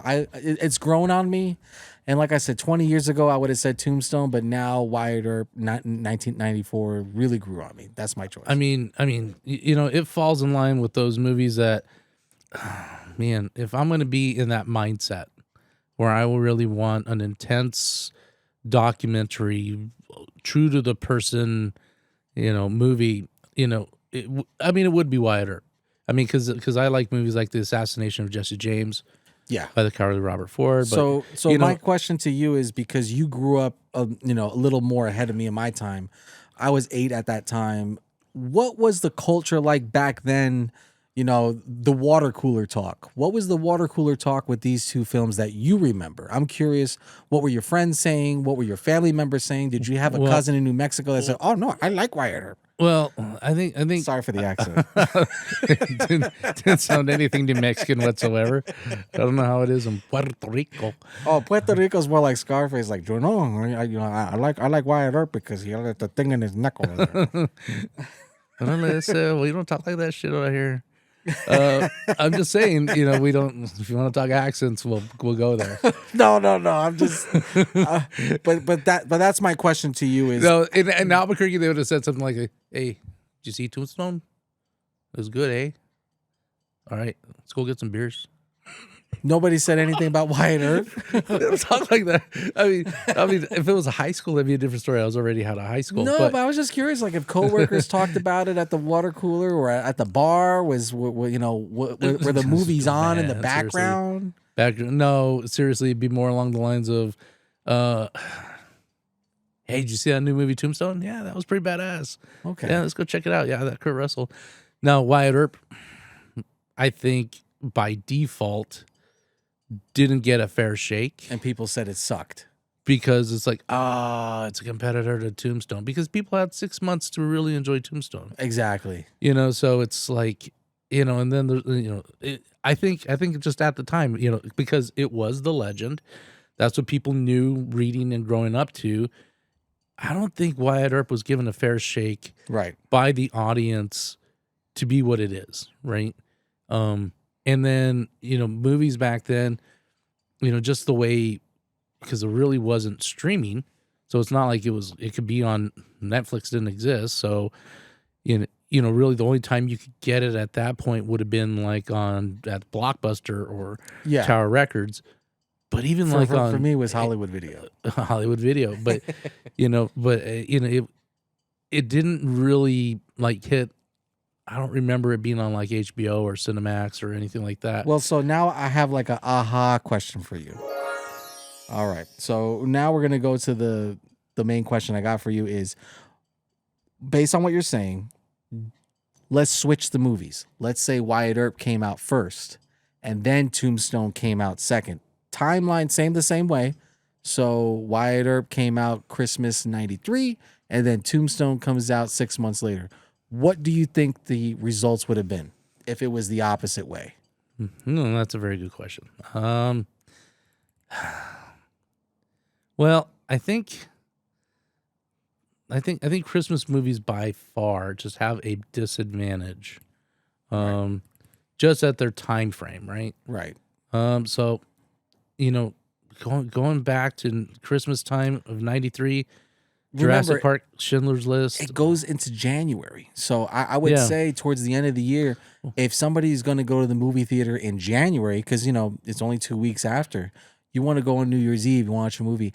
I think if it was the other way around, the results would have been a little different by Wyatt Earp getting a little more of a fair shake. But I believe the results for Tombstone still would have been the same. It would have been high praise, critical acclaim. They would have been able to compare it to something. And I think Wyatt Earp would have been given a fair shake, but they were like, oh, this new Tombstone movie is even better. I think that's would have been the result. That's my personal take on that. I don't know. If we're looking at movies coming out in 1994 at that time, I mean, you got to remember this was at a time that I don't know. Oh my God! I just realized this movie came out at that time. We didn't even talk about it. So wait a minute. I have a question there, Mr. Physical Media. So my question for you is what did you have in your house? Did you own Tombstone? You did not own Wyatt Earp. I did not own Wyatt Earp. Oh. Wyatt Earp. Wow. You did not own Wyatt Earp. So, for both movies, so this is early 90s. So you had a choice and you chose to buy Tombstone. Of the two. The two. You got to remember. I'm remembering. 1994 was a massive year for movies. For VHSs. For movies. For movies, yeah. Forrest Gump, Lion King, True Lives, Dumb and Dumber, Speed, Forrest Gump. The Mask, Pulp Fiction. Oh my God. Oh my God. Cabin Boy came out. I think Cabin Boy did better. How can I forget about Forrest Gump? Ace Ventura, Pet Detective. Yeah, it was earlier. Ace Ventura was earlier. My God, it was just and Dumb and Dumber came out later. Just getting buried by all the other movies. Wyatt Earp got destroyed. 8 Seconds. Wow. Remember 8 Seconds? I think so. Oh. 8 Seconds. 8 Seconds. Luke Perry, Stephen Baldwin. Oh. The story of Yeah. Lane Frost. Yeah. Massive media play on that. Yeah. Because that one resonated with a lot of people. Then there was the Michael J. Fox, Kirk Douglas movie. Greedy came out. 4 Weddings and a Funeral. Yeah. Guarding Tess. I mean, I forgot about that rodeo film. It was the Naked Gun movie came out. 33rd and a half? Yeah. The Mighty Ducks came out again with another movie. Oh, Mighty Ducks 2. So Major League that I saw. Major League came out with another movie during that Major time. League 2. So shout out to Charlie Sheen. Oh my God, it's just so it just got buried in the shelf of films. It really did. Yeah, it suffered. And so and it was hard for networks to play it because you have other great 1994 films. If you have a choice, are you going to play Forrest Gump for your people to see, or are you going to play Wyatt Earp? I'm going to play Forrest Gump. And it just It was just it got hit hard with that. I didn't even know about this movie coming out in 94. Stephen King's The Stand. Wow. That one came out. Maverick was released that time. See, I said Maverick, 94. The Return of Jafar. See? Oh, I did say The Return of Jafar. Yeah. I did say Beverly Hills Cop 3. You know BHC what? 3 came out that time. I kind of like that one. I really do. So, and then Speed, and then I prefer part 3 to 2. I don't know why, but that's just me. It just it got buried. It just got buried. And then Forrest Gump came out in July of 94. So now I understand your True house. Yeah, I could see your home in 94 and the VHSs you had a chance to buy. You're not buying Wyatt Earp, you're buying Dumb and Dumber, Ace Ventura. Because back then, for the audience listening, maybe you guys don't remember, but back then, if you wanted to see a movie, you pop it in. and you had to have a collection. Or We rent had it. shelves. I mean, usually renting was Redbox was popular then. no, not in '94. No, I not in don't the remember. mid-'90s. Maybe it wasn't Redbox. It was the one before that It was that they took Blockbuster. over. Yeah. No, there was you could rent at the grocery store. Not for me. It was Yeah. like you had to go to Blockbuster and Yeah, it was a you vending know. machine. So I don't think it may not have been Redbox. It was the other company before Oh, that. I'll take it to you even cheaper. I had to go to the public library to rent some movies. You can still go to the library. No, I know, but I was that cheap. Everybody on the radio, you can go to the library and rent a movie. so Just saying. so I was that cheap where I went to the library to rent a movie because they just didn't have it. We're not going to call it cheap. We're going to call it being frugal and being Smart. being smart. I was being smart. So a lot of time, I remember getting Die Hard 1 in the mid-'90s at the library. I remember that. So I think when we're talking about those two, I mean, Tombstone it was an easy get. It was, I think marketing on that one was so much better than Wyatt Earp. Right. It was also more quotable. Everybody was quoting Val. it was just the thing. Yeah. It fell into pop culture right from the beginning. Still And is. I think Wyatt Earp is making its comeback a little bit It as far as like the nostalgia. of Yeah. it, The nostalgia and people people that like the biopics, people that like the authenticity. You're absolutely correct. Yeah. But at the time, I don't think it got a fair shake. No. And then No. it When you was read probably that, yeah. one of those movies, and I don't know without looking it up. I don't even think it was in the theater for 30 days. No, it had to be. I'm going to say 30 to 60 days max. I don't think it was there that long. I think it probably went from there to the $1. That bad? Oh, I'm sorry, your generation, $2. Okay. So Okay. yeah, it went to I don't think it was. We're only one generation apart. I'm a millennial. You're, I'm you the know. dog. Dude, I'm the 50-cent candy bar guy. Come When on, was man. Wyatt Earp in theaters? I had 50-cent candy bar. I did. I remember getting Were you at the time that the Crunch bars for 50 cents. Were you? At Food Town was our thing. You guys call it Food City. out here. Here's another video for the future: the death of Hostess. Oh. The Hostess snacks. You look. So Released in June. It doesn't say how long it was in theaters for. How long was on Wyatt Earp in theaters for? I think mainstream there was probably a few that kept it around, Yeah. but as a whole, I would say a more majority of them dropped it after 30 days. Probably. That's what I'm saying. If it was released in December, it would have stayed a little longer in theaters. Yeah. It grossed $56 million on a $63 million budget compared to $73 million grossed by a $25 million budget. It opened at number 4 behind Lion King, Speed, and Wolf. Oh, God. Wolf. Oh, there it is. Wolf. Yeah. Yeah, it was a box office bomb. Yeah. It didn't do very well. So, but then right after that, Here's a quote from Dennis Quaid. I personally thought it was too long, but I'm also really proud of it. I would be too. I mean, it was, but I think just theater wise, you got, People did too much comparisons. Look what Roger Ebert wrote from the Chicago Sun-Times. You know Ebert. You know Ebert and Siskel. Oh yeah, the guys I don't believe in. Yeah. But yeah. So he gave it a 2 out of 4, saying it plays as if they took Tombstone and pulled full it of hot air.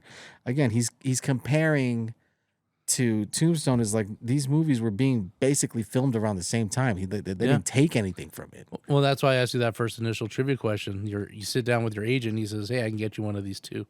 Yeah, no. Back then, if I had a choice, looking at it, Oh my god, I would have done Wyatt. I'm just looking at this list of 94 movies, and it's Yeah. just insane Yeah. what came out at that time. So it just got buried under the tapes. You want a list of some names?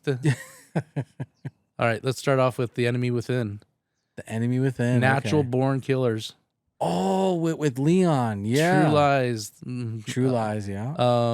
The Next Karate Kid, the one with Hilary Swank. Oh, with Hilary Swank. Karina. Mr. Miyagi fought in that one a lot. Hey, the Wheeze came out with the movie. Remember the Wheeze? The Wheeze? No. Holly Shore. Oh, God. In the Army now. That's so crazy. Airheads. Oh, with Brendan Fraser. Yeah. Airheads came out at that time. Adam Sandler and Steve Buscemi. Oh my God, it was. Wow. And then you want the controversial one? Yeah. It's with Julia Sweeney and Dave Foley. Oh, what's that one? It's Pat. Oh, when you can't tell if it's a woman or a man. That was the SNL character. Yeah. What's your name? Pat. Pat. Do you have a purse or anything? No, I just use was my obsessed pockets. trying to figure out whether she was a guy or a girl. Yeah, you would ask questions to figure like, where's and your then- purse? I don't use a purse. I use my pockets. You know what? Actually, I think what also at that time that really took Wagons East was released. Wagons East? No. Oh no, that wasn't where John Candy died. That was no. No. That was Canadian Bacon or something. Yeah, like yeah. John Candy passed away, I think, in '94. that. Yeah. But poor John Candy, man. Rest in peace, John. I just saw Cool Runnings because I was getting psyched for the Winter Olympics. The Olympics. Yeah, Yes. yeah. I did watch the Jamaican bobsled team. They were all right, but these other guys are just fast. My God, guess what else came out in the summer? In the summer? 2 months after Wyatt Earp. No, what came out? Shawshank Redemption. Oh God, that's right, '94. Dude, that movie. You want to talk about awards? That was a good award-winning film. The Scout with Yeah, I know this. Bruce Willis. Yeah, yeah. Your boy, Sylvester Stallone. Wait. And Sharon Stone and James Woods. Yes, Eric the Roth, Specialist. The Specialist. I love The Specialist. That was released. That is such. That's one of those movies where it's a guilty pleasure of mine. I just love it. It's in Miami. It's so cheesy, and you know, Sharon Stone is like she's really trying to act, but it's like you're being a little too serious with your acting, but it's good. Pulp Fiction, Little Giants. Remember Little Giants? I remember watching The Little Giants. Oh my God, was it 94? Ed O'Neill. Oh, we're gonna have to talk about this one. Which one? Because we saw it. I'll have to tell you the story later, but I saw it before its actual release. What was that? Clerks. Oh, yeah. Kevin James. No, Brian not, Brian O'Halloran. No, Jennifer Anderson. no. What's his name? Clerks, where they're it's Silent Bob. Jay and Silent Bob. What's his name? Kevin Smith. I said Kevin James. Kevin James. Kevin Smith. You lost your card. No, and I should know that because he's from Jersey, and they filmed it in Middletown, New Jersey. I've been there plenty of times. Shout out to Kevin Smith, a Jersey guy. Kevin, did you hear this? He's losing his card. Kevin, don't get a heart attack, buddy. He's sick. But oh my God, Stargate came out.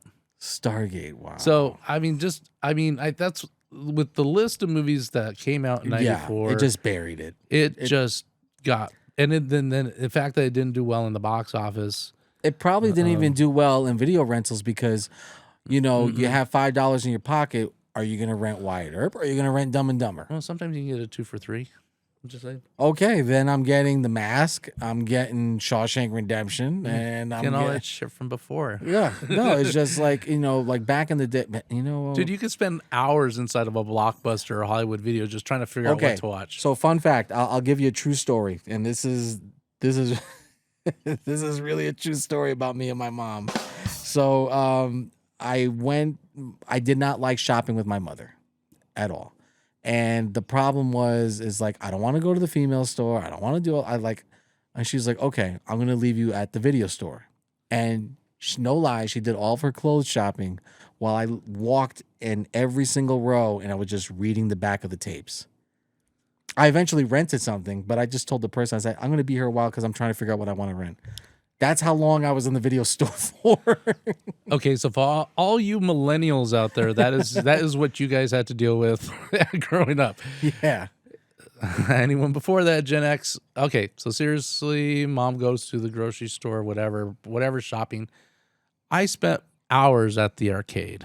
Oh, I miss the arcade. The arcades, a true authentic 80s arcade was just But there was the no. place to be. But that's the thing with me with the shopping center. They were dying out already. Yeah, there was no arcade in that shopping center, so my only entertainment was Blockbuster. We can do a video based off of how Nintendo killed video arcades. I'm just saying. The home console Nintendo. Yeah, Nintendo, Sega actually. If we want to go really true. and Sega. here's the crazy thing: is that Sega made arcade cabinets. Nintendo didn't. Yeah. It was all Sega, Sega, Racing, Nintendo. all that. And then and then actually I think with Final Dagger would be the PS1. Yeah, but there was a little bit. So I was able to witness this because you were already bye out of the arcades by that time. As the arcades were fading out in the late 90s, early 2000s, a new game came out, and I want to say it's Konami, and it was called Dance Dance Revolution. DDR. I know DDR. DDR brought the arcades back because I remember there were tournaments, there were lines. I think DDR would have been the start of interactive games. Yes, it was. I mean, because really, if you really think about the 80s arcade games, Right. by interactive, I mean, other than like There was always a Duck Hunter surge. and Yeah. stuff. No, but there was always a surge each decade. So the early 90s were the fighting games. Mortal Kombat and Street Fighter brought kids back into the arcades. those were around in the 80s too. Not so much. Not so much. It was a 80s rebirth. Oh my God. If you go to an 80s arcade, there was Pinballs, hundreds, machines. thousands. I mean, there was a place here in town, and our boy Matt's not here, but he used to manage there. Castles and Coasters was a place Yeah. here yeah. in town that had a video arcade and mini golf and roller coaster and everything. Just look at Karate Kid, right? When they go in the arcade Golf scene, and stuff. It's the called. golf and stuff, Yeah. right? Which actually was a real arcade that they It's still here. confiscated. It's still around. But really, you go to an arcade and that was it. That was the place to go. There's hundreds of games. That's video where all games. socialize.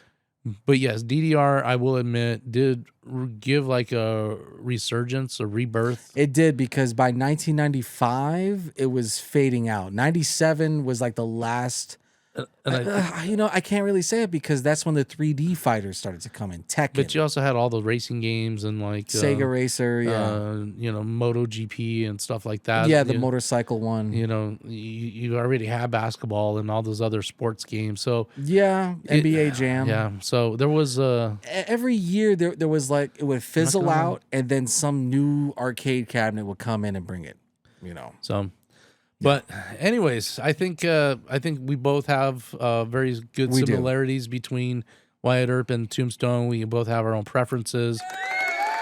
Yeah, I think it's just one of those things where I think the audience really just has to decide. I think audiences would enjoy both movies Now, yes, regardless of what else is going on. I think it just depends on your preference and what you're going for. and I think now with streaming, the ability to pause, I think now Wyatt Earp has a shot because you could pause the movie, or if you get tired, you pause it, you come back and watch it. The rest. You don't have to watch the full 3 hours. And there's a lot more documentary style movies like that already on the market that Yeah. people have got accustomed to.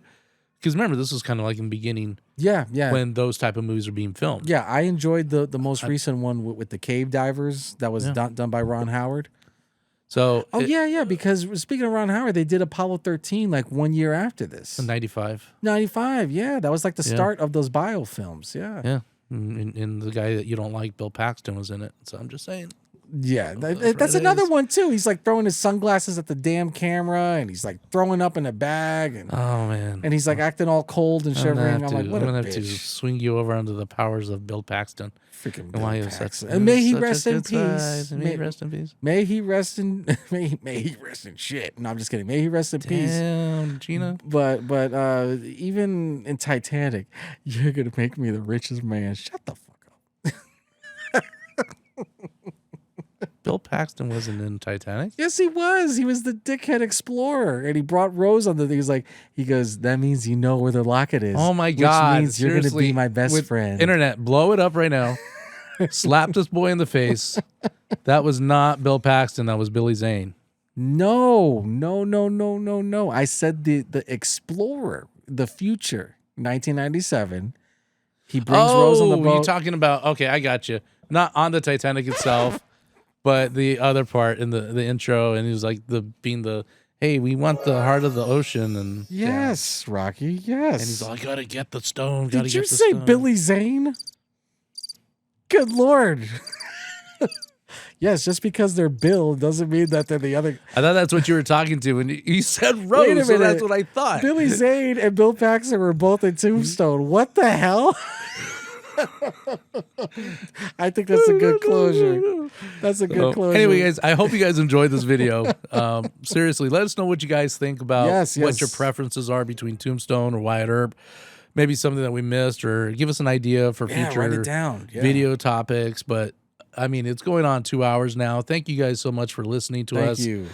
This was a topic we've really been talking about for a while, and I'm happy Long that time. we finally got to sit down and talk about it. Hope you guys really enjoyed our conversation. So Until next time, guys. Thank you guys so much for joining us, and we look forward to seeing you on the next episode.